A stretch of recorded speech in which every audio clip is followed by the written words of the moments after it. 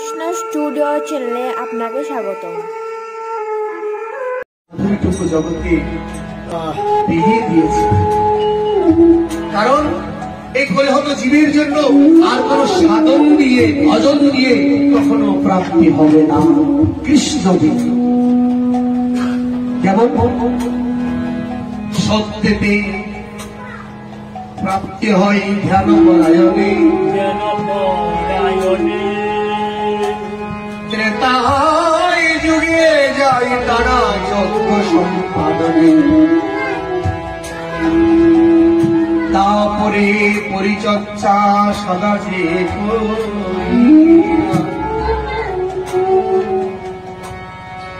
কলিযোগে সব স্বয়ং কৃষ্ণ নামে যে এই কলিযুগে একমাত্র সেই যুগল রূপ কৃষ্ণ নামে আমাদের ভবনদী পার হতে হবে। তবে বেলা তো বয়ে যায়, ভেলার দিকে লক্ষ্য আছে কি?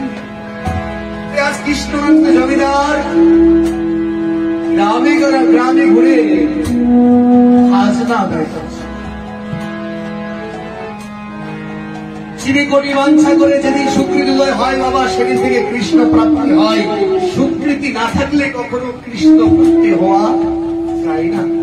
আজ আমাদের এই অঞ্জন বাবুর বাসেও এই যে ভক্ত সমাগম হয়েছে, হরিকথা হচ্ছে, আমার গোবিন্দ সেবা হচ্ছে, তার কোটি কল্প কাল ভাগ্য ছিল। বহু জন্মের থাকে যদি সুকৃতি প্রচুর, বহু জন্মে থাকে যদি সুকৃতি প্রচুর, এই জন্মে কৃষ্ণ নাম লাগিবে মধুর, একদিন অল্পতে হবে। অনেক কোটিপতি জমিদার,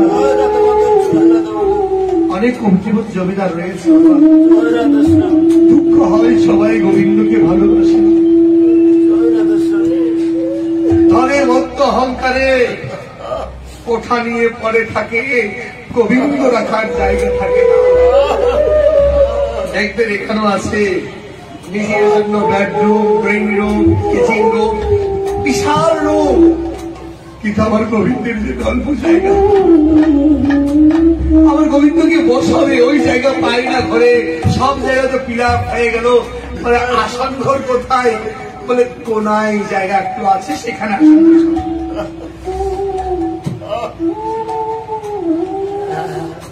গোবিন্দের জন্য জায়গা।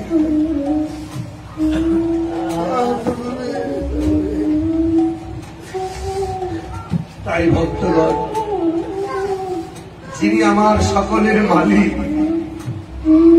এই ঘরের মালিকটাকে অঞ্জন বাবু উনি পেরেছেন ঘরের মালিকটাকে চিনতে। কারণ আমরা সবাই একদিন মাল ফুটো হয়ে নিভে আমরা চলে যাব, এই মালিক হচ্ছেন তিনি একমাত্র, যিনি আমার জগতের মালিক, আর কেউ মালিক হতে পারবে।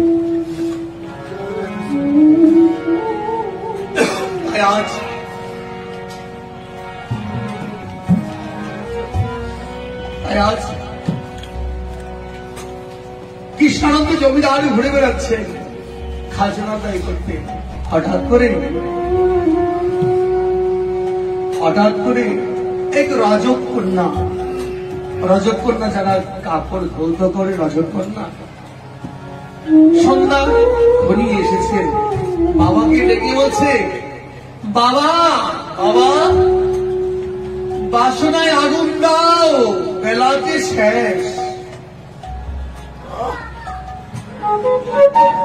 বাসনা মানে তৎকালীন, এখন তো বিভিন্ন রকমের কেমিক্যাল দিয়ে কাপড় ধৌত করে, তখন ছাই দিয়ে একটা বড় বাসনা দিয়ে আগুন লাগাতো, বাসনা পাত্রে সন্ধ্যায় আগুন লাগাতো, সারা রাত সেগুলো সিদ্ধ হতো, সকালে কাপড় চোপড় দিয়ে শুকাতো, সুতোর কাপড় ছিল। কন্যা পিতাকে ডেকে বলছে, বাবা ওই সন্ধ্যা তো ঘনিয়ে এসেছে, বেলা তো শেষ, এবার বাসনায় আগুন দাও। কৃষ্ণানন্দ জমিদার ছিলেন পালকিতে বসা। ভ্রমিতে ভ্রমিতে কোন ভাগ্যবান জীব গুরু কৃষ্ণ প্রসাদে পাই ভক্তি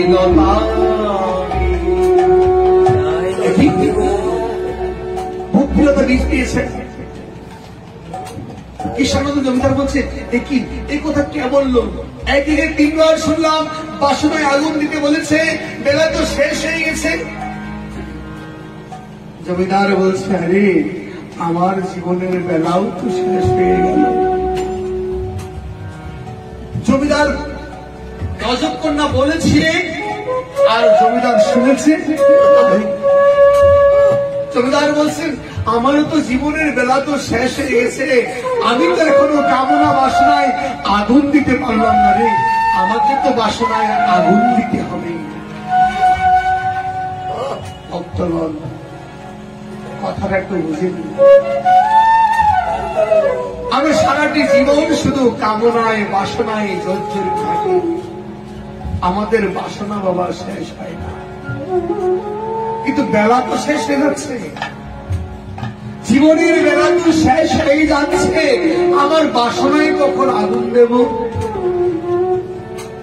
আমি খাবো না, আমি খাবো না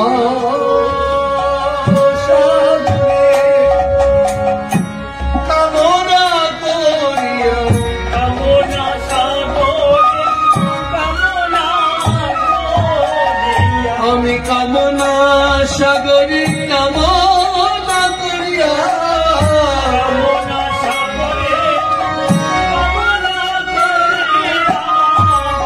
সেটেছি কামের আশা,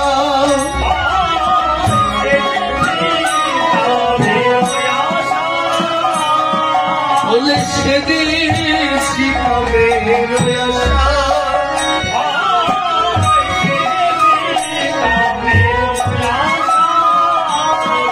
আমি কামনা সাগরে ডুবিয়া মরিয়া বেঁধেছি কামের বাসা।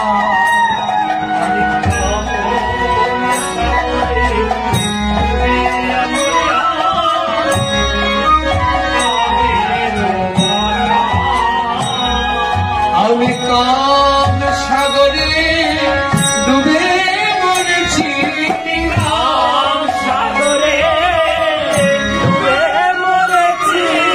আমার জীবন যৌবন সব গেল রে, কামনা ডুবে মরেছি।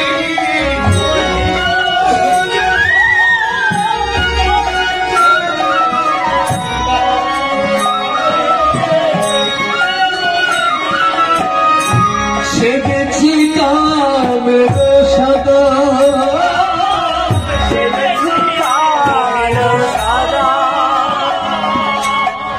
হঠাৎ করে তার বিবেক পাল্টে গেল। কে কে এমন করে আমাকে বললো আমাকে কামনায় বাসনায় আগুন দিতে? বেহারাকে বলছে ওইদিকে নিয়ে চল, আমার পালকিটুকু ওইদিকে নিয়ে চল। কে যেন বললো আমাকে আমার বাসনায় আগুন দিতে, কথা মতো করলো। দেখলেন কন্যা পিতাকে ডেকে বলছেন বাবা সন্ধ্যা ঘনিয়ে এসেছে, বাসনায় আগুন দাও। আর সেই জমিদার দূর থেকে সেই মেয়েকে প্রণাম করে বলছেন মারে আজ থেকে তুই আমার গুরু রে, তুই আমার গুরু, আজ থেকে তুই আমাকে আমার জীবন পরিবর্তন করে দিয়েছ। আমি এতদিন ভুলেছিলাম, কামনায় বাসনায় জড়িয়েছিলাম, জানতাম না আমার জীবনের বেলা যে হয়ে যাচ্ছে। জীবনের বেলা বয়ে থাকে, জীবনের বেলা বয়ে চলে গেলে আর হবে না বাবা। দেখবেন কিছুদিন পরে আপনার আপনজন আপনার সাথে বেইমানি করছে, আপনার আপনজন আপনার সাথে বিশ্বাসঘাতকতা করছে। কয়দিন পরে চোখে চশমা লাগাতে হবে, আর দেখতে পাবে না। শত চাইলেও এই চোখে আর অক্ষর চিনতে পারবে না। কদিন পরে চাইছেন আপনি একটু হরিনাম করবেন, কিন্তু জিহ্বা আপনার সাথে বিশ্বাসঘাতকতা শুরু করে দিল। আর হরিবোল বলা হয় না, শব্দ থেকেই আটকে যায়। বলুন কিসে করতে? তখন ঘরে বসে কাঁদছেন, মুখ ফেটে যাচ্ছে, কিন্তু মুখ ফাটছে না। কয়েকদিন পরে আপনার এই কর্ণ ইন্দ্রিয় আপনার সাথে বিশ্বাসঘাতকতা করলো। আর হরিকথা শুনতে এসেছেন বটে, কিন্তু আর এই কর্ণে আপনার হরিকথা আকর্ষণ করে নিচ্ছে না, শুনতে পাচ্ছেন না। তাই বলছেন এই গুরুদেব আমায় করো। তখন কি রাত্রি আসবে? বলুন বেলা যখন হয়ে যায় এইটুকু আসবে, গাইতে পারবেন না তখন। তবু বলছেন আমি দুরাচার সাধু জানি না তোমার আমায়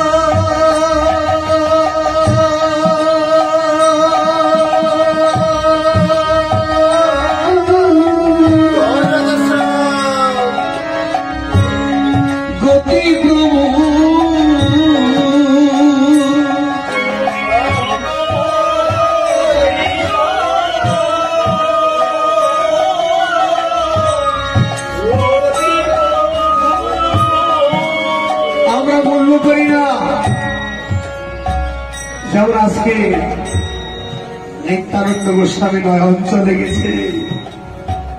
এখন যদি কেঁদে কেঁদে বলি গুরু আমাকে পার করো, তবে হাতকেও তো মূল্যায়ন করিনি। যখন আমার কাছে এসেছিল তখন তো বলিনি গুরুদেব আমাকে কিছু ভজন করার সুযোগ করে দাও, বলিনি গুরুদেব আমাকে কিছু ভজন করতে দাও, বলেছিলাম। আর যখন চলে গেছে এখন অনুতপ্ত হচ্ছি, কোথায় পাবো, কোথায় গেলে আমি আমার এই গুরুদেবকে পাবো। তাই বাবা ভেলা চলে গেলে আর হবে না, ভেলা বাঁধা, ভেলা শেষ।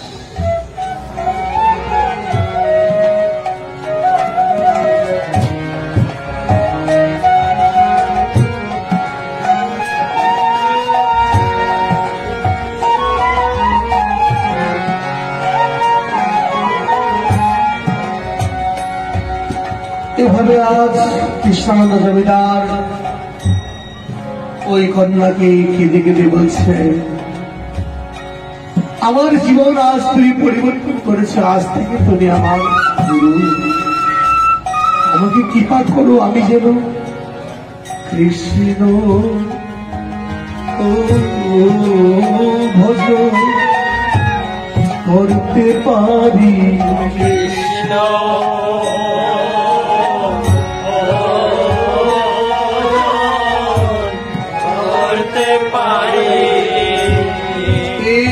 বাসনা আমার মনে কৃষ্ণ ভজন করতে পারি।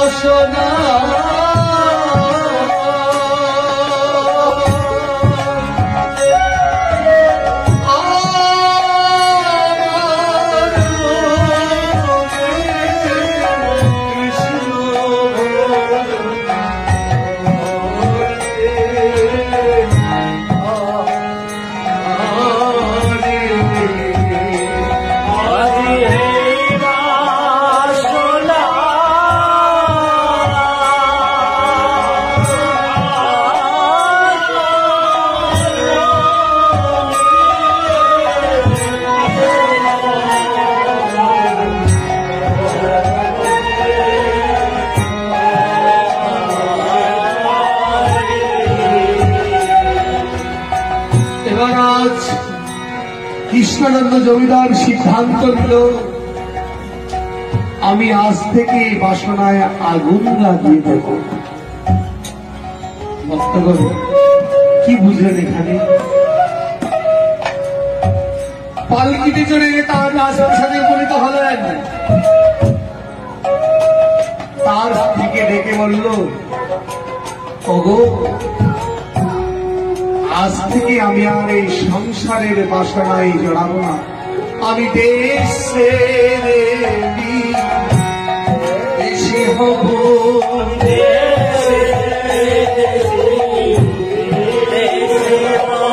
আমি কৃষ্ণ ভজনে দেশ ছেড়ে দেশি হব।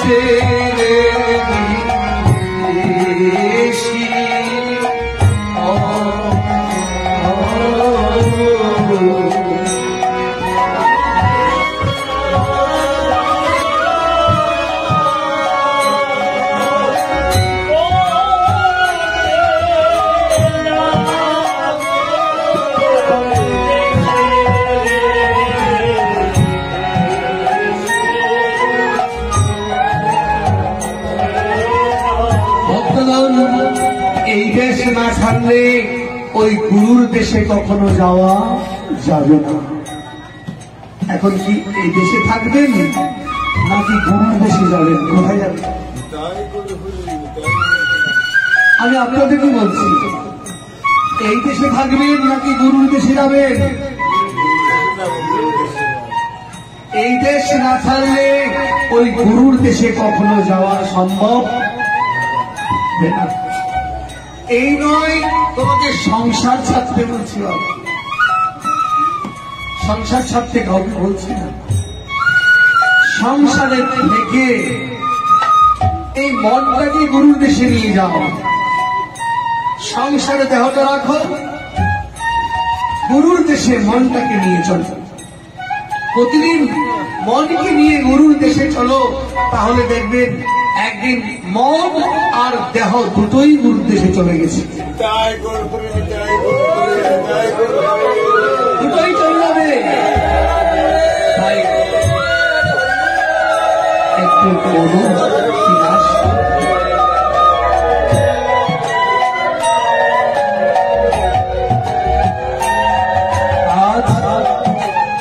কৃষ্ণদত্ত জমিদার বাড়িতে গিয়ে বলল, আমি আর এই সংসারে থাকবো না, আমি চললাম। চললেন তো? কোথায় যাবে? আমি চলে যাব, আমি শ্রীধাম বৃন্দাবনে যাব। আজ কৃষ্ণদত্ত জমিদার সারাজত্ব পরিহার করে যাত্রা করলেন বৃন্দাবনে। আচ্ছা, বৃন্দাবনে গিয়ে কি করবেন? ভক্তগণ বৃন্দাবনে গিয়ে কি করবে? আমরা তখন জাগিয়ে এসেছিলাম। ঠাকুর মহাশয় কলকাতা আমাদেরকে বলছে, তুমি বৃন্দাবনে গিয়ে কি করবে? অপূর্ব সুন্দর তিনি তার কীর্তনে ব্যাখ্যা করলেন বৃন্দাবনের রূপ। কি বলছেন?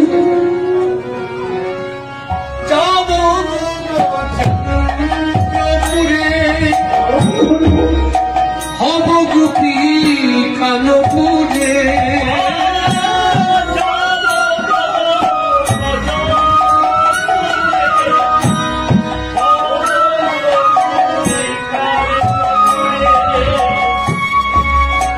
তাদের চরণে নপুর হয়ে বাজিব।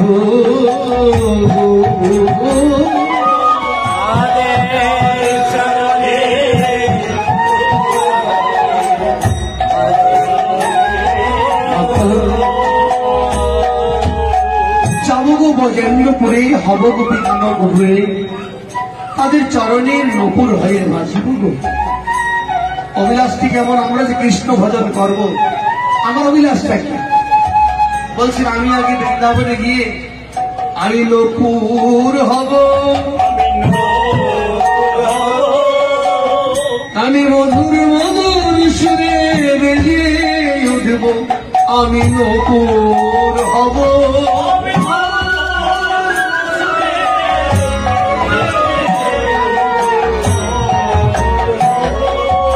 বেজে উঠব নূপুর মধুর সুরে।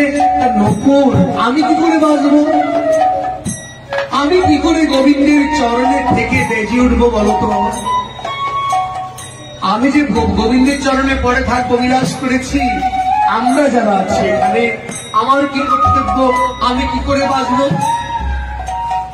আমাদেরও একটা বাজার শব্দ রয়েছে। শব্দটা কেমন?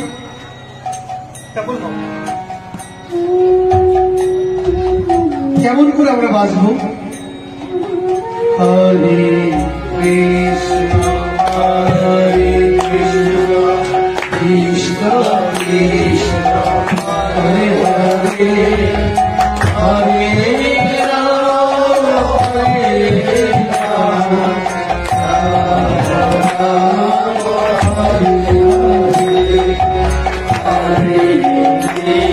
এবার বাজুন, সবাই বাজুন।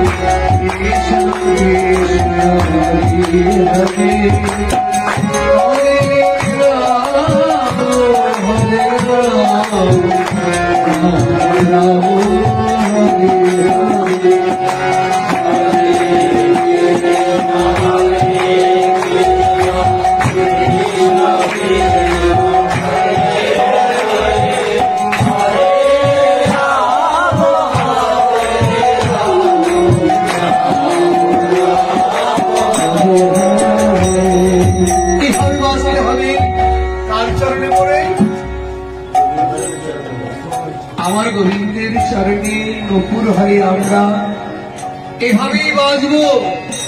নূপুর জন্ম তো এই জন্মে ভাগ্যে হবে না, প্রভুর চরণে নূপুর হওয়া হয়তো এই জন্মে হবে না। এই জন্মে আমি এভাবেই আমার গৌর প্রেমে ভাসিত হয়ে হরিবোল বলে হরিনাম করে আমরা নপুর হয়ে চরণে বাঁচব। এবার দ্বিতীয় পর্যায়ে বলছেন, এবার কি করবে? চরণে নপুর হয়ে বাঁচিব।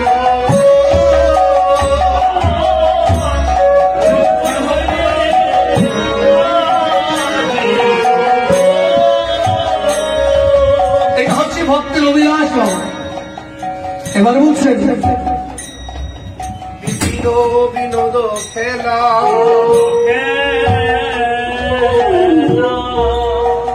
বিপিন বিনোদ খেলা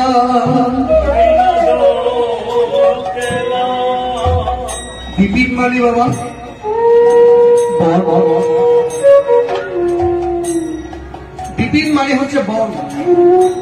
অভিলাষ করেছে বনে যখন আমার কানাই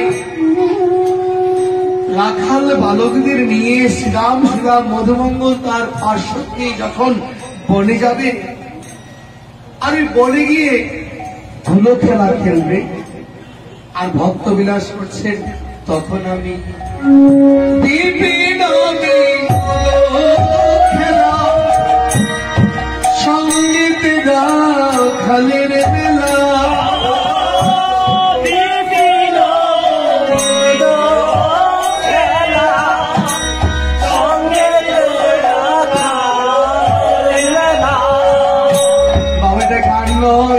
ভজন আখি তাদের চরণের ধুলায় মাখিব।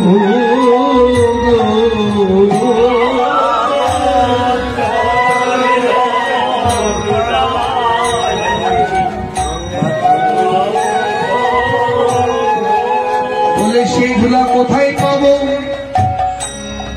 সেই ধুলা কোথায় পাবো? আমার গোবিন্দ বললেন, আমার ভক্তের বদলে যখন আমার নাম সংকীর্তন হয়, আমার ভক্তগণ যখন প্রেমে ভেসে যায়, তখন ভক্তের চরণের ধুলায় মেখে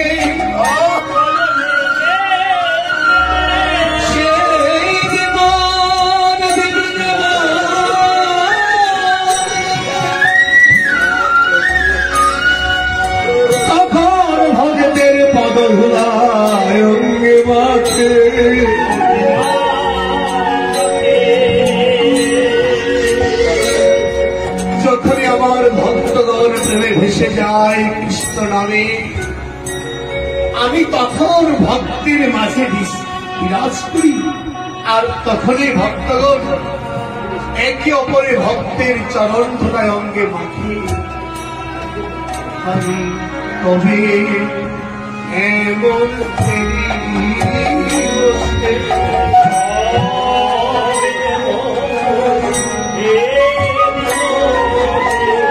ভগতের ধুলা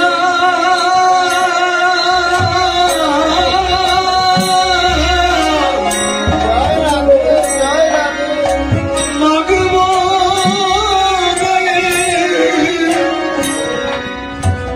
কবে ফেরিব সে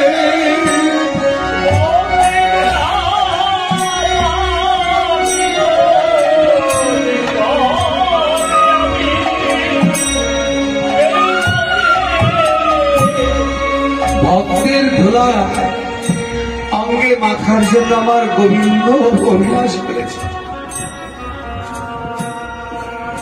নারদকে বলছে, নারদ রে, ও নারদ, প্রভু আমার না খুব জ্বর হয়েছে, ভীষণ জ্বর হয়েছে আমার গোবিন্দের। আয় না, আয় একটু হাত দিয়ে দেখ, আমার দেহে অনেক জ্বর পেয়েছে। প্রভু আপনি বসেন, আমি আপনার জন্য ওষুধ নিয়ে আসি। নারদকে বললেন, নারদ বলল, আর নারদকে বলছেন, ওরে নারদ, ওই ওষুধ দিয়ে তো আমার জ্বর সারবে না রে। তো প্রভু কি করে সারবে? ওরে যাও যাও যাও না, আমার জন্য একটা আমার ভক্তের চরণ ধুলো নিয়ে আসো। প্রভু আপনি ভক্তের চরণ ধুলো, হ্যাঁ একটু ভক্তের চরণ ধুলো এনে আমার অঙ্গে একটু মেখে দাও, আমার অঙ্গ শীতল হয়ে যাবে। নারদ চিন্তা করল ঠিক বলছে, কে দেবী এমন প্রভুর ভক্তের পদগুলো আমার প্রভুর অঙ্গের মাখার জন্য। নারদ ছুটে গেলেন, শুনেছি কৈলাসপতি দেবাঙ্গিক মহাদেব করেই তো আমার গোবিন্দের নামে সদাই পাগল থাকে। আমি একটু গিয়ে যাই, প্রভুকে বলি আমার প্রভুর অনেক শরীরে অসুস্থ জ্বর হয়েছে, একটু চরণ ধুলি দেবেন কিনা। নারদ গিয়ে দেবশ্রী দেবাদেব মহাদেবের চরণে প্রণিপাত জানিয়ে কেঁদে কেঁদে বলছেন, কি নারদ প্রতিদিন তো তুমি হাস্য বদনে আমার কাছে আসো, আজকে তুমি অশ্রুসিক্ত নয়নে আমার কাছে কেন এসেছো? আমাদের গোবিন্দের অঙ্গে ভীষণ জ্বর হয়েছে, যদি একটু আপনার চরণের ধুলি যদি একটু দাও তাহলে আমার প্রভু। কি বললেন নারদ? আমার পদধূলি আমার গোবিন্দের গায়ে? না নারদ, এইটা তো কখনো সম্ভব হবে না নারদ রে, আমি এখনো গোবিন্দের ভক্ত হতে পারিনি। আমার দেবাদেব মহাদেব যিনি বৈষ্ণব শিরোমণি সেও আজ বলছে আমি এখনো ভক্ত হতে পারিনি। কি জীবিয়ে শিক্ষা দিলেন তিনি, বৈষ্ণব হয়েও বলছে আমার জন্মে এখনো কৃষ্ণ ভজন হয়নি। কতই বিনতা বাবা, কিন্তু আমরা হকারে পরিপূর্ণ হই না। একটি লোক মালা হরিনাম করলে মনে করি আমি অনেক বড় বৈষ্ণব। বৈষ্ণব চিনিতে নারী যুগের বৈষ্ণবকে দেবতাগণ পর্যন্ত চিনতে পারেনি। এই বৈষ্ণবকে কারা বৈষ্ণব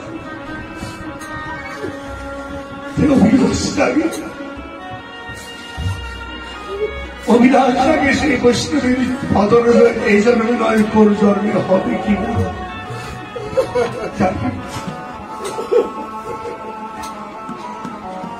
এই বৈষ্ণবের স্বর্গে প্রার্থনা প্রভুরে, এই জন্মে নয় কোন জন্মে যেন বৈষ্ণবের চরণের বৈষ্ণবের দ্বারে আমাকে কুকুর করে জন্ম দিয়ে প্রভু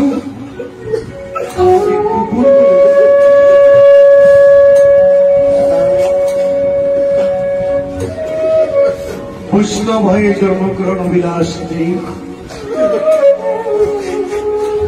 বৈষ্ণবের গায়ে যদি কুকুর হয়ে জন্মগ্রহণ হয়, বৈষ্ণব ঠাকুর দুটো উচ্ছিষ্ট প্রসাদ হয়তো আমাকে দেবে, সেই উচ্ছিষ্ট পেয়ে এই মানব কুকুর যদি এই মানব দেহ খায়।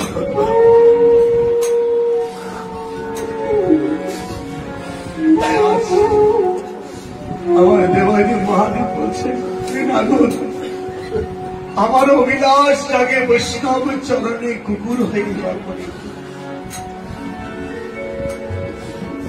এবার ভ্রমণ করিতে করিতে ব্রহ্মা উপনীত হল।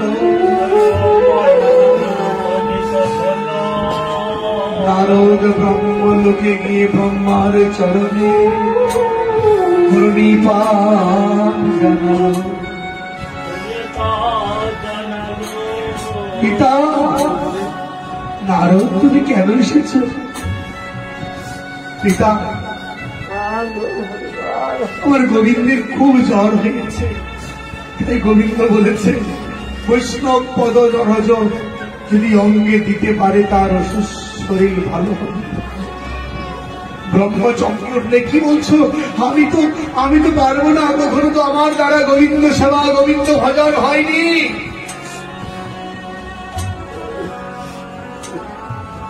এবার নারদ ইন্দ্রের কাছে গেল। ইন্দ্রকে গিয়ে বলছেন, ওহে দেবা, দেবরাজ ইন্দ্র, আমি আপনার কাছে এসেছি বড় আশা করে। কি আশা? আমার গোবিন্দের অঙ্গে খুব জ্বর হয়েছে। আমার গোবিন্দ বললেন, ভক্তের পদধূলি যদি পাই, ভক্তের পদধূলি যদি অঙ্গে বাঁধতে পারে, তাহলে আমার গোবিন্দের রোগ সুস্থ হয়ে যাবে। ইন্দ্র দেখে বলছেন, ওরে ঋষি, আমি জানি একবার গোবিন্দের চরণে অপরাধ করে আমি অনেক কষ্ট দিয়েছি, এই জন্যেও আমি কোনদিন গোবিন্দের ভক্ত হতে পারলাম না। রে নারদ, নারদ, আমার দ্বারা সম্ভব হবে না। তবে নারদ একটা কাজ করতে পারে। ঠিক আছে, আমি একবার বৃন্দাবনকে দেখেছিলাম, আমার গোবিন্দের ভালোবাসী যারা রয়েছে, যারা গোবিন্দকে মন প্রাণ দেহ উজাড় করে দিয়ে দেয়, তারা গোবিন্দ মধ্যে ধরা তুলায় গোড়াগড়ি দেয়। ওহে গোবিন্দ,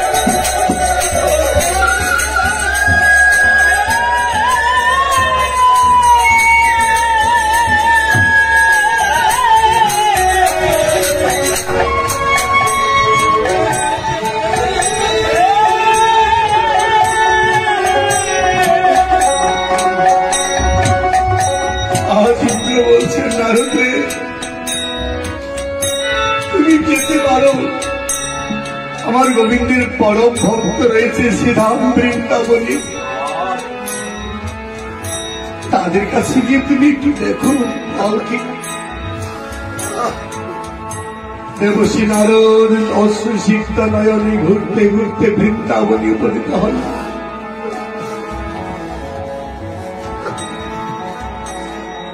অপূর্ব বৃন্দাবনের দশা, কৃষ্ণ কৃষ্ণ বিরহে সমস্ত বৃন্দাবন তখন স্তব্ধ হয়ে গেছে। গিয়ে দেখলো ধেনু বৎসগণ আহার করে না, কৃষ্ণ বিরহে দেহখানি প্রস্তুতিযুক্ত হয়ে গিয়েছে। বৃক্ষ তরুণতাদিগণ অধমুক্ত হয়ে আছে গোবিন্দের বিরহে। মা যশোদার মৃত প্রায়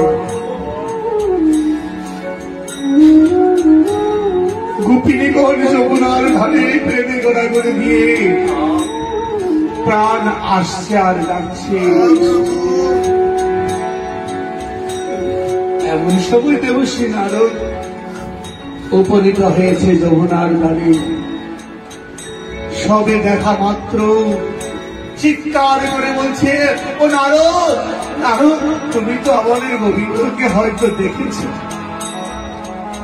একটু বলো না আমাদের গোবিন্দ কেমন আছে। জানি জানি আমাদের গোবিন্দ আমাদেরকে ছেড়ে ওই দ্বারকাবাসীদের নিয়ে খুব আনন্দে আছে না।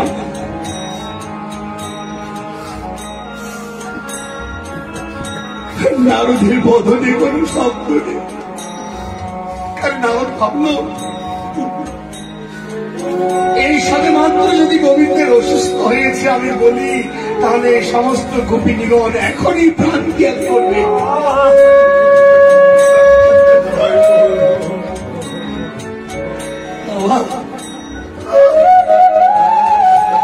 কৃষ্ণ ভালোবাসা তেমনই হয়।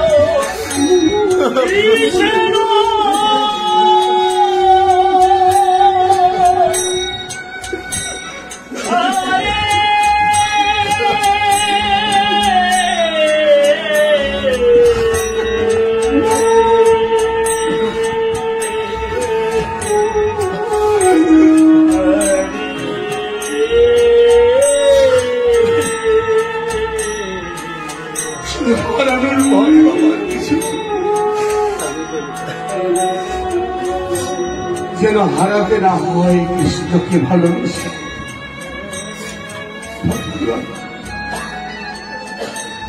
অন্তিমকালে যেন আমাদের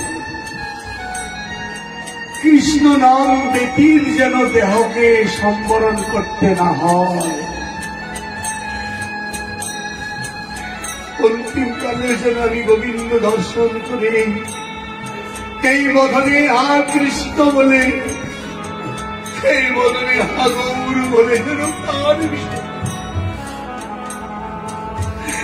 এটা হচ্ছে ভক্তির অভিলাষ। ভক্ত কিছু চাই না, কিছুই চাই না ভক্ত। আর না পেলে হচ্ছে সে হারানোর ভয়।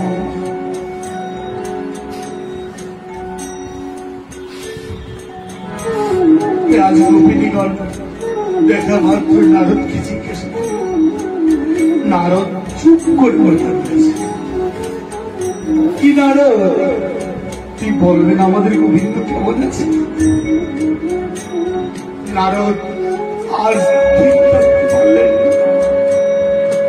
এই ব্রজবাসিনীগণ, ওই গোপিনীগণ, আমরা তো তার জন্য এসেছি। কি হয়েছে, কি হয়েছে আমাদের গোবিন্দের? কি আমাদের গোবিন্দের কি কোনো অমঙ্গল ঘটনা ঘটেছে? না না, বলো কি হয়েছে? আমাকে গোবিন্দ পাঠিয়েছে কেন? হে গোপিনীগণ, আমাদের গোবিন্দের ভীষণ জ্বর হয়েছে। আজ অনেকদিন ধরে তিনি জ্বরে ভুগছে, কিন্তু কোনো ওষুধে তার ক্রিয়া হচ্ছে না। আর আমার গোবিন্দ আমাকে ডেকে বলল, কারণ যাও রে যাও, আমার ভক্তের পদরস যদি একবার নিয়ে আসতে পারো, আমার অঙ্গে দিলে আমার এই অঙ্গখানি শীতল হয়ে যাবে, রোগমুক্ত হয়ে যাবে।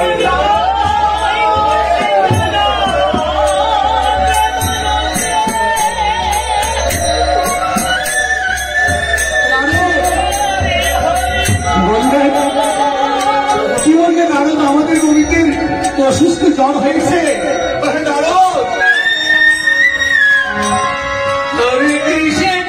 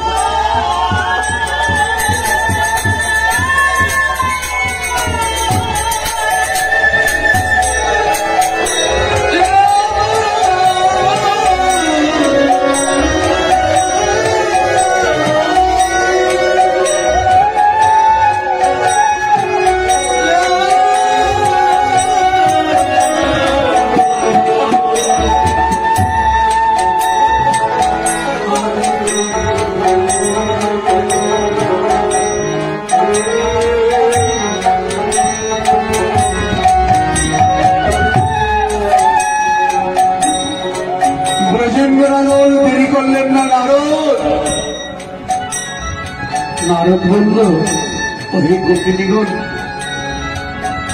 আপনারা তো আমার গোবিন্দের প্রিয়জন, গোবিন্দকে খুব ভালোবাসতে পারে না। নারদ হয়ে বলো কি করতে হবে আমাদের? বলো না।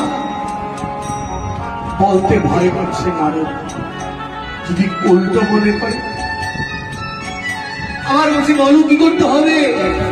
নারদ বলল, তোমরা কি পারবে আমার গোবিন্দের জন্য? কি বলো? তোমাদের পদরজ খুলে দিতে। গোপিনীগণ বলছে, বারে নারদ, কেন পারবো না আমরা, বলো তো? তখন গোপিনীগণ সেখানে ধুলাই গোড়াগড়ি দিয়ে সকলে কুড়াচ্ছে, আর নারদ স্তব্ধ হয়ে তাকিয়ে আছে। তাদের অঞ্চল ভরে ধুলো তুলিয়ে নারদকে বলছে, নারদ নাও নাও, এই তো ধুলো তোমাকে তুলিয়ে দিয়েছি। নারদ একেবারে তাকিয়ে আছে, তাকিয়ে ধীরে ধীরে বলছে, গোপিনীগণ, আমি ব্রহ্মার কাছে গেলাম, বিষ্ণুর শিবের কাছে গেলাম, ইন্দ্রের কাছে গেলাম, কেউ তো সাহস পেল না। তোমাদের একটু কি ভয় হবে না তোমাদের পদধূলি আমার গোবিন্দের অঙ্গে মারতে দিতে? বলে, নারদ রে, নারদ, যাকে এই সব কিছু সঁপে দিয়েছি, যাকে দেহ মন প্রাণ সব সঁপে দিয়েছি, তাকে চরণের ধুলো দিয়ে যদি আমাদের নরকেও যেতে হয়, তাতে আমরা খুশি।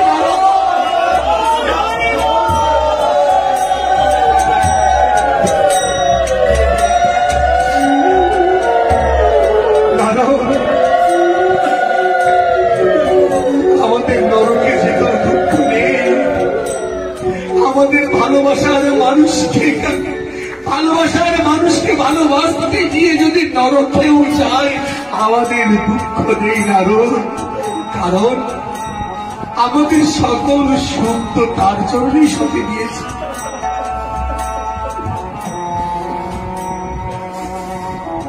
ভক্তগণ, একেই বলে ভালোবাসা। তুমি কৃষ্ণ ভজন করছো, কে তোমাকে এসে বললো তুমি আয়স্তি কৃষ্ণ ভজন কেন করছো? পাপ হবে বাবারে, ওই পাপের কথা ফেলে দাও, তাকে ভজন করে দে, নরকেও যাও, তাতেও তোমার আনন্দ। আমি কৃষ্ণ নাম করে নরকে যাব, তাতে করে আমার দুঃখ নেই। আমার গোবিন্দের জন্য আমি নরক অপেক্ষা করব। তার দৃষ্টান্ত মুকুন্দ গোস্বামী দিয়েছি। মুকুন্দকে মহাপ্রভু একবার দণ্ড দিয়েছিল, মুকুন্দ তুই আমার কোনদিন কৃপা লাভ করতে পারবি না। কেন পারবি? মহাপ্রভু একটু ভক্তকে শাস্তি দিয়েছিল, জগৎকে শিক্ষা দেওয়ার জন্য। যে মাত্র মুকুন্দকে এ কথা বলেছিল, মুকুন্দ আর এই ভক্ত সমাজে আর থাকেনি, এই মুখ আর প্রভুকে দেখায়নি, ঘুরে চলে গেলেন। নিচে গিয়ে দাঁড়িয়ে আছাড় খেয়ে কান্না করছেন, এই জন্মে বুঝি আর গৌর দর্শন আমার হবে। সমস্ত ভক্তগণ প্রভুর চরণে প্রার্থনা জানালো, প্রভু মুকুন্দ তো এমন কি অপরাধ করেছে তাকে এত বড় দণ্ড দিলে? আরে না রে না, তোর কথা বলিস নি। সে আমারে কখনো বলাই হবি, কখনো মারে ঝাড়ুর বাড়ি, জানিস এই মুকুন্দ কখনো আমার কি লাভ করতে পারে?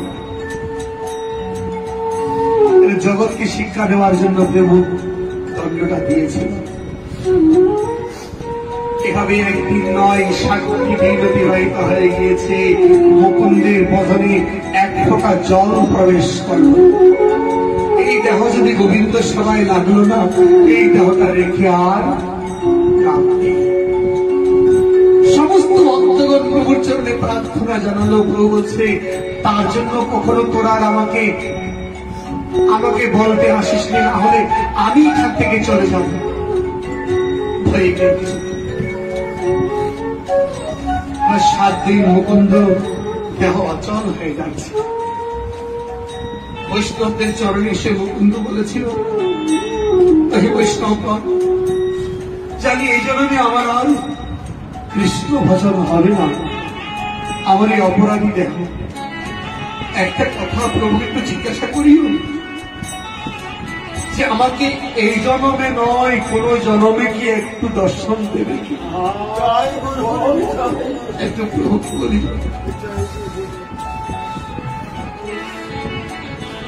আমার প্রভু তো অন্তর্যামী, অন্তরে তার জন্য ভালোবাসা। কারণ প্রভুর গুণের জন্যই তো তিনি আজ খুশি হয়েছে।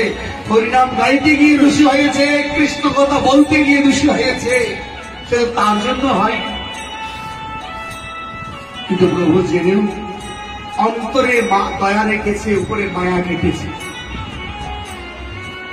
তাই গুরুদেব শিষ্যের সাথে এমন কিছু ব্যবহার করে।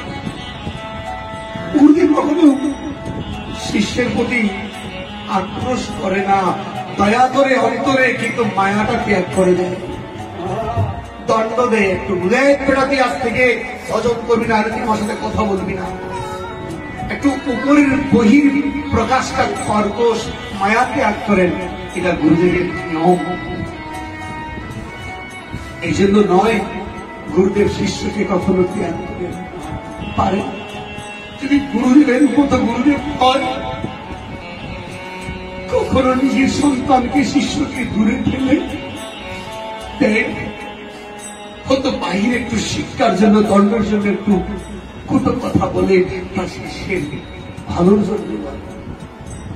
আজ ভক্তরা এসে মহাপ্রভুকে জিজ্ঞাসা করে, প্রভু মুকুন্দ একটা সংবাদ পাঠিয়েছে, একটা বার্তা পাঠিয়েছে, কি বলো, কি বলেছে সে বলো। মুকুন্দ বলেছে, প্রভু এই জন্মে তার তিনি তোমার কৃপা লাভ করতে পারবে না। তিনি জিজ্ঞাসা করেছি, কোন জন্মে কি তোমাকে পাবে? এবার প্রভু জীবন থেকে হঠাৎ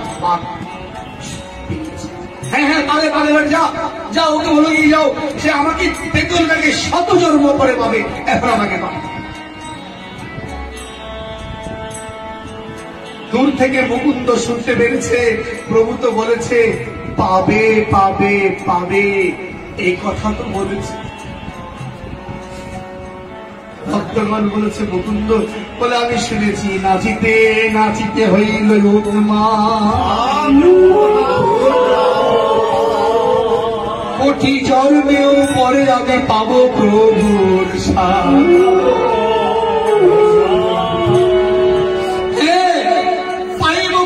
বলে মুকুন্দ নাচিতে লাগিল। প্রভু মুকুন্দ বলছে আমি যে পাবো আমার গোবিন্দকে গৌরকে পাওয়ার জন্য 1 জন্ম কোটি জন্ম কেন, 100 কোটি জন্ম যদি আমাকে নরকে থাকতে হয় আমি তাতেও খুশি, প্রভুকে আমি তো পাবো। জয়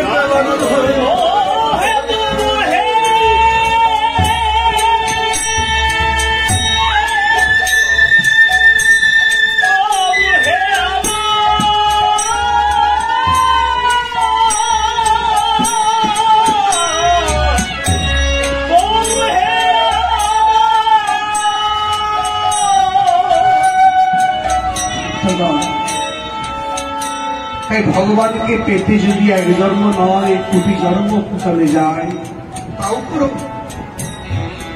মুকুন্দ পাইব পাইব নাচতে লাগলো আনন্দে, কখনো ঘটকে কখনো কণ্ঠকে কখনো নোংরায় তিনি আছাড় খেয়ে পড়ছে।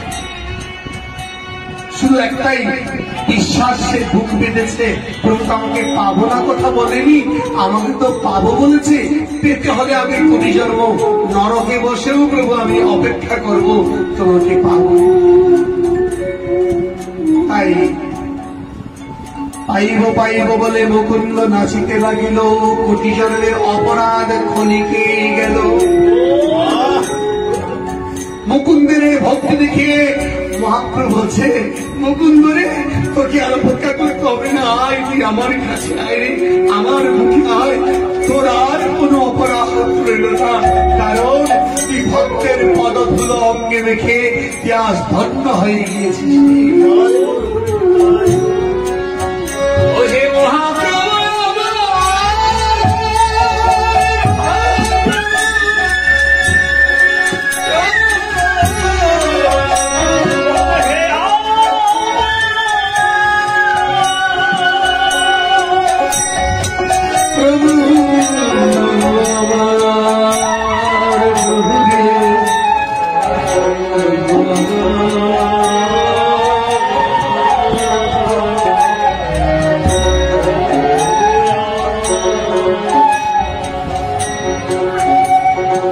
প্রভুকে পেতে হলে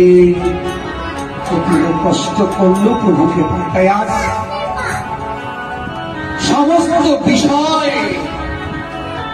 ছেড়ে দিয়ে কৃষ্ণানন্দ জমিদার বৃন্দাবনে গিয়ে অভিলাষ করছেন, তবে সেই চরণের ধুলি অঙ্গে দেখে বিভিন্ন বিনোদ খেলা সঙ্গীতে রাখালের মেলা আর কবে চরণের ধুলি অঙ্গে মাখিব। রাধা কৃষ্ণের রূপ মাধুরী এর বসে নয়ন ভরি,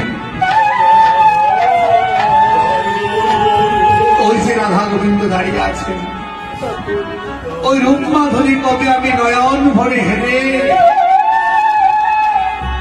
অভিলাষ করল কি তারি হই আমি কবে দাঁড়াবো, চাকর নিকুঞ্জের দ্বারে হই আমি দাঁড়াইব, কখন আমি চাকর হয়ে দাঁড়াবো, কখন চাকর হয়ে দাঁড়াই আমি নীতি নীতি আমার সেই গোবিন্দের যুগল মাধুরী দর্শন করব। নিকুঞ্জের দ্বারি হয়ে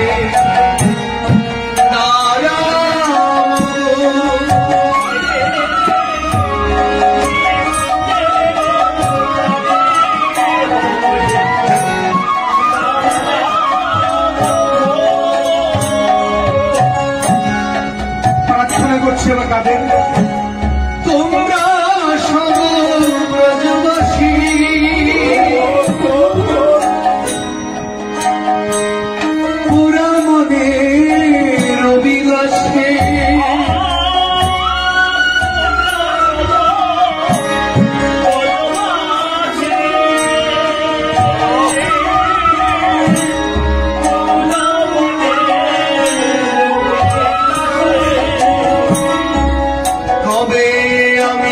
নিশির ধ্বনি শুনিব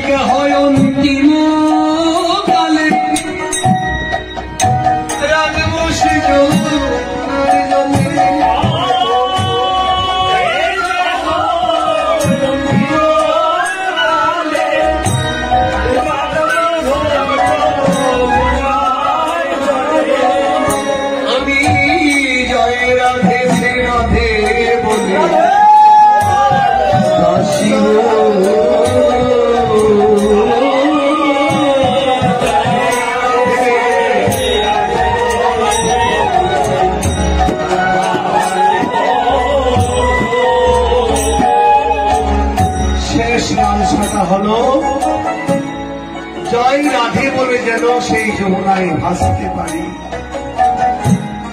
রাধা চরণ শরণ করে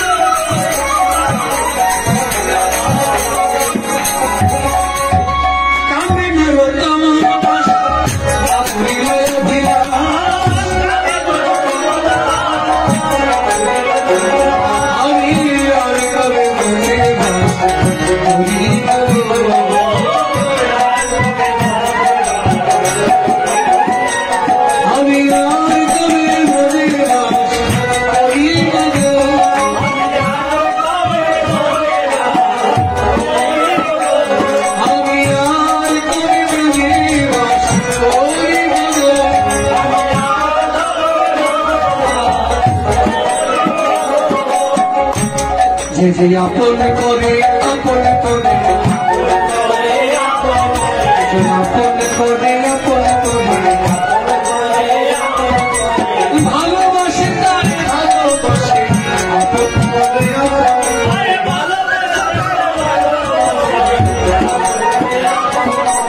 শুধু ভক্তগণ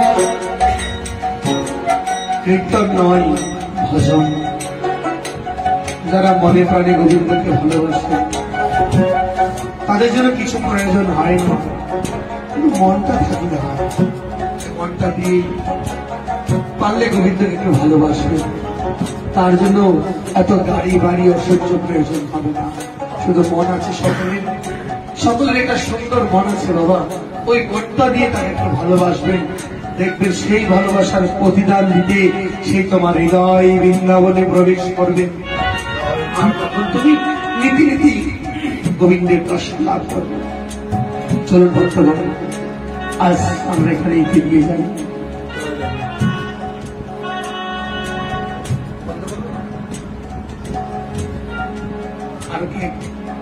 আরো কতক্ষণ রাত করেছেন ভক্তরা? তো কষ্ট হবে না সকল? আমরা এগিয়ে দিচ্ছি।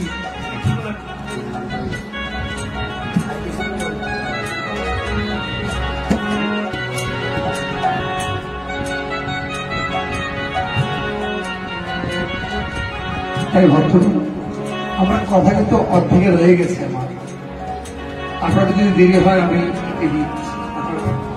কারণ আমরা এখনো কৃষাঙ্গ জমিদার অভিলাষ পূর্ণ করিনি। যখন আমাদের অঞ্জনবাবু একটু অনুরোধ করলাম আমরা কিছুক্ষণ রাখি। আজ কৃষ্ণানন্দ জমিদার অভিলাষ করেছেন বৃন্দাবনে কি করবেন, চলে এলো তখন সংসারের বিষয় শক্ত সকল ছেড়ে দিয়ে আজ কৃষ্ণানন্দ জমিদার ছেড়া কান্থা নিয়ে যিনি জমিদার তিনি আজ গাছতলায় পড়ে আছে। গাছের তলায় বৃন্দাবনে যমুনার ধারে একটা কম্বল সাথে করে নিয়ে গিয়েছে। কম্বলটা মাথায় দিয়ে একটু হাতকে হেলা দিয়ে ওই ধুলোতে শুয়ে আছে। প্রভু তাকে কৃপা করলেন আবার কিছু ব্রজগোপিনীগণ জলাপ্তে যমুনার পাশ দিয়ে যাচ্ছে। গোপিনীগণ বলে উঠল, এই দেখো দেখো দেখো ওই রাজা কৃষ্ণানন্দ জমিদার এখনো সে রাজার স্বভাব ছাড়তে পারে। কৃষ্ণানন্দ জমিদারকে দেখে বলছে, দেখো না দেখো এখনো রাজার স্বভাব ছাড়তে পারেনি, হয়তো সব ছেড়ে দিয়ে ধুলাতে পড়ে আছে। আর গোপিনীগণ বলছেন এখন রাজার স্বভাব ছাড়তে পারে, মানে ওই কম্বলটা রয়েছে, কম্বল উপর মাথা দিয়ে রাজা যেভাবে শোয় এই স্বভাবটা হয়ে গেছে। কৃষ্ণানন্দ জমিদার বলছে, বাহ সত্যি তো, আমার তো এখনো রাজার স্বভাব হয়ে গিয়েছে। সেই যমুনার ধারে কাঙালিকে দেখে কম্বলটা তা যা ছিল সেই সম্বল সেটাও দিয়ে দিল। সেটা দিয়ে আজ জীব গোস্বামীর পাতে চরণে গিয়ে উপনীত হলেন। গুরুদেব গুরুদেব বলিবা আমার দয়া করো,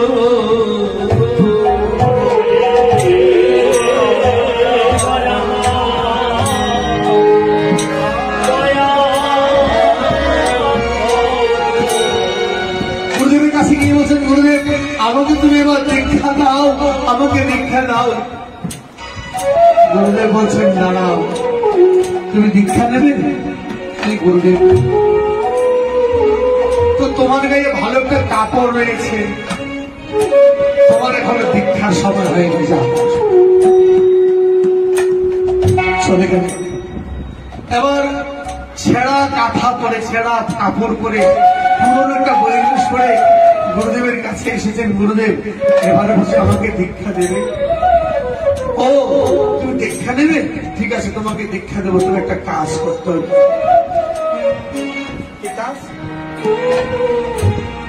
তার পূর্বাশ্রমে চির শত্রু বাবা যখন কৃষ্ণানন্দ জমিদার লালা বাবু জমিদার ছিলেন, তার চির শত্রু হচ্ছে জগৎ সিং।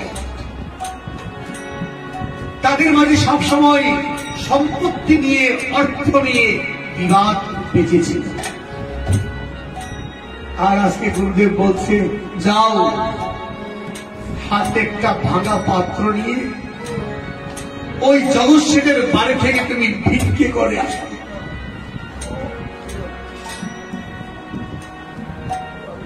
আর দেখি বাবা,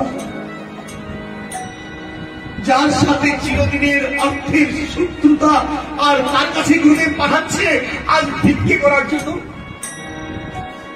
রক্ত মাংস থাকলে কি পারবে কেউ? কিন্তু গোবিন্দের জন্য আজ লালাবাবু বলে উঠল, গুরুদেব দিয়েছি যখন সবকিছু, আমার কোনো ভয় নেই গুরুদেব, আমি পারবো। পারবো তুই? পারবো আপনার কি ভাই, আমি পারবো। নাও তাহলে ভাঙা পাত্র। একটা ভাঙা পাত্র তুলে দিল তার হাতে।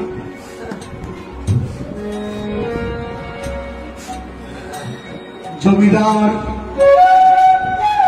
আজ ভিখারি হয়ে গেছে, ছেড়ে দিয়েছে, তুচ্ছ তুচ্ছ তো হতে হবে।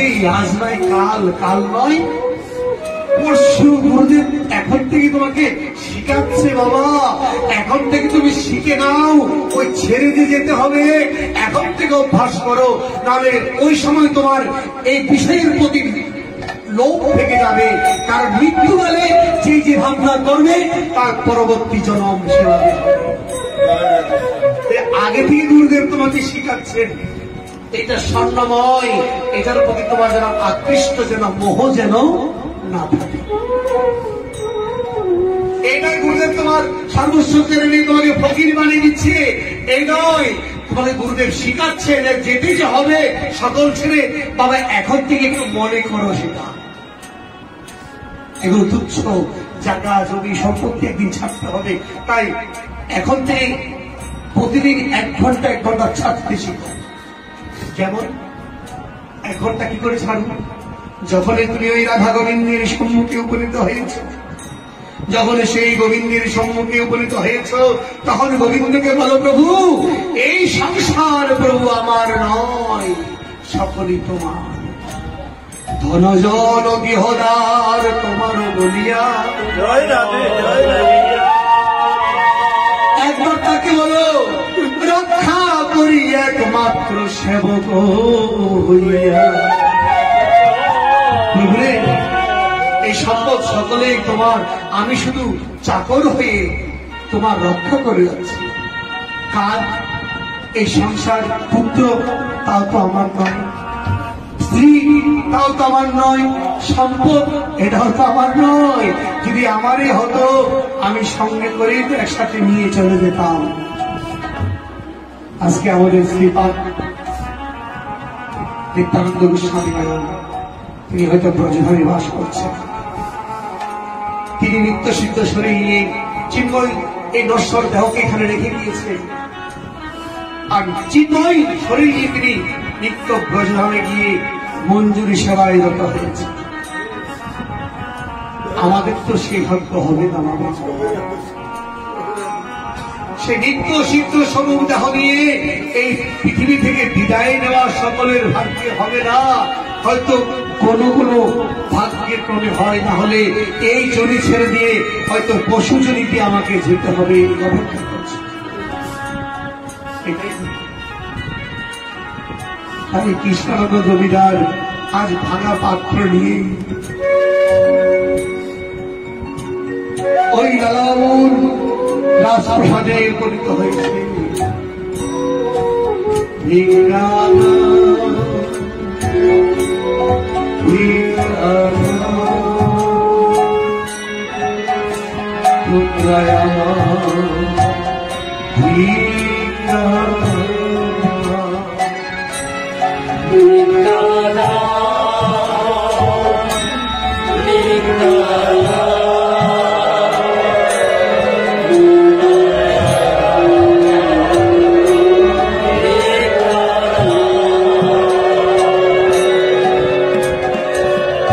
যাওয়ার সময় ভিতরে শাস্তি হবে বাবা, ভিক্ষার ঝুলে আপনার কাঁধে যখন চড়িয়ে দেবে, সকল কেড়ে নিয়ে ওই 3.5 লাখ কাপড় পরিয়ে ভিক্ষার ঝুলে কাঁধে তুলে এবার যাও।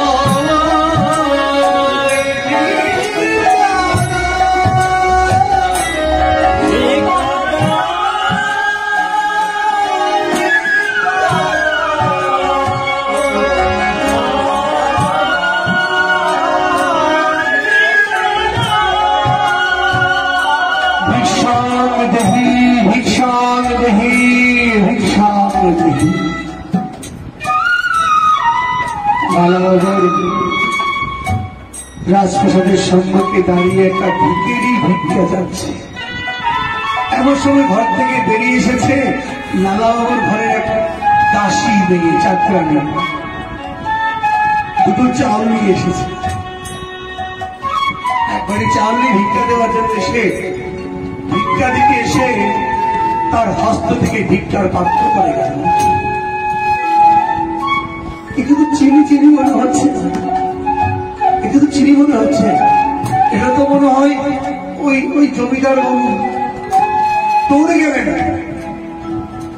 হুজুর হুজুর একটু দেখে যাও, দেখি যাও আমাদের রাজপ্রাসাদে দাঁড়িয়ে কে এসে, দেখি যাও কে এসেছে, আপনি দেখি যাও না। লালাবাবু জগৎসিংহ দৌড়ে এসেছে, কি দেখলো সম্মুখে এসে কৃষ্ণানন্দ জমিদার। কি বন্ধু, তোমার কি হয়েছে? যার সাথে চিরদিনের শত্রু ছিল ওই দশা দেখে বলুন কার না দয়া জানবে। সেই জগৎসিংহ মনে করেছে তার বিষয় সম্পদ হারিয়ে ফেলেছে। বন্ধু, তোমার এই দশা কে করেছে? আমি তো কখনো তোমার এরকম চিন্তা করিনি। তোমাকে কে করেছে এমন এমন দশা?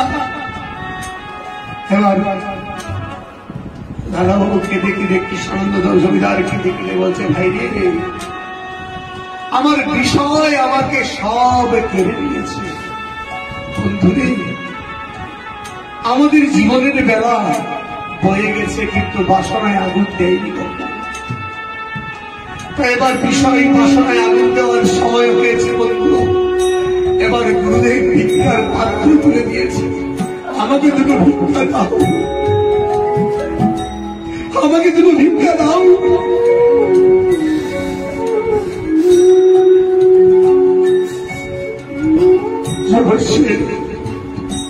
আর সহ্য করতে পারল না। বন্ধু, আমিও বুঝতে পেরেছি বন্ধু। এবার একটা কাজ করো, আমায় তোমার সঙ্গে নিও।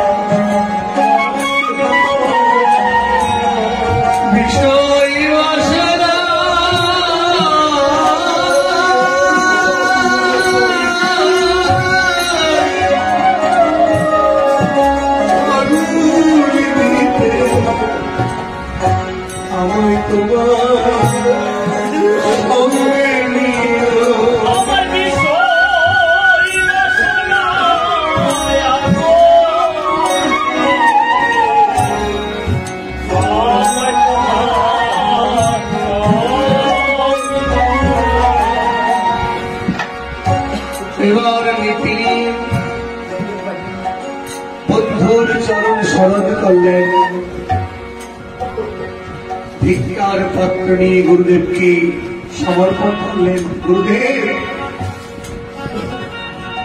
আমি ওই জমিদার থেকে ভিক্ষা করে এনেছি, এবার তুমি গ্রহণ করে আমাকে ভিক্ষা দাও। গুরুদেব কৃপা করলেন, কৃপা করে তাকে পূর্ণ কৃষ্ণ নাম প্রদান করলেন।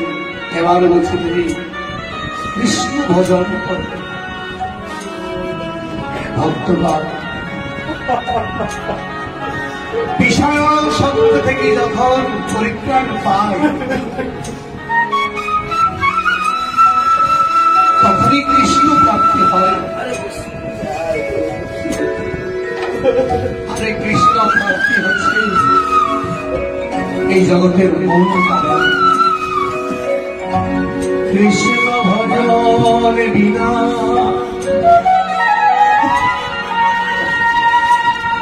কৃষ্ণ ভজন বিনা দেহের কোন কাজ নয়।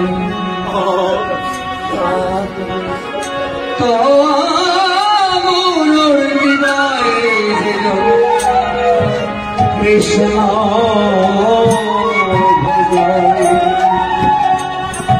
এবার জমিদারকে গুরুদেব কৃপা করে পূর্ণ কৃষ্ণ প্রেম দান করলেন।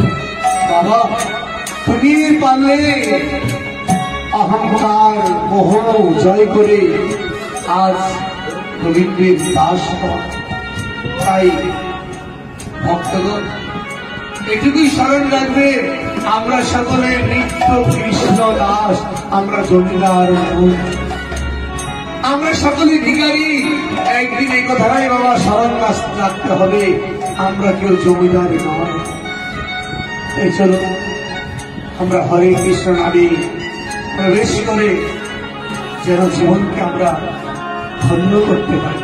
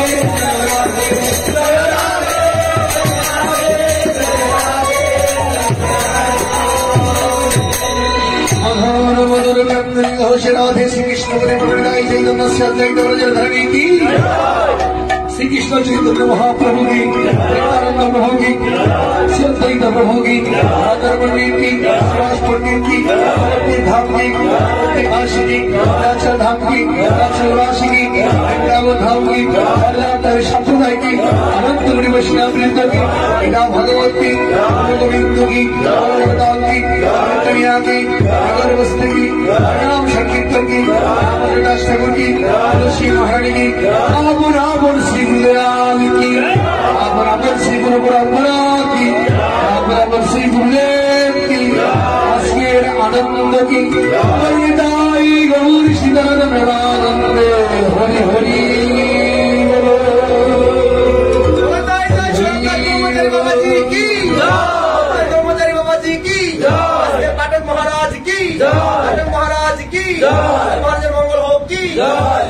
कृष्ण प्रेमानंद दादा की हरि बोल একটা সকলের কাছে বিনীত প্রার্থনা। ভিডিওটি আপনার ভালো লাগলে লাইক, কমেন্ট এবং সাবস্ক্রাইব করুন।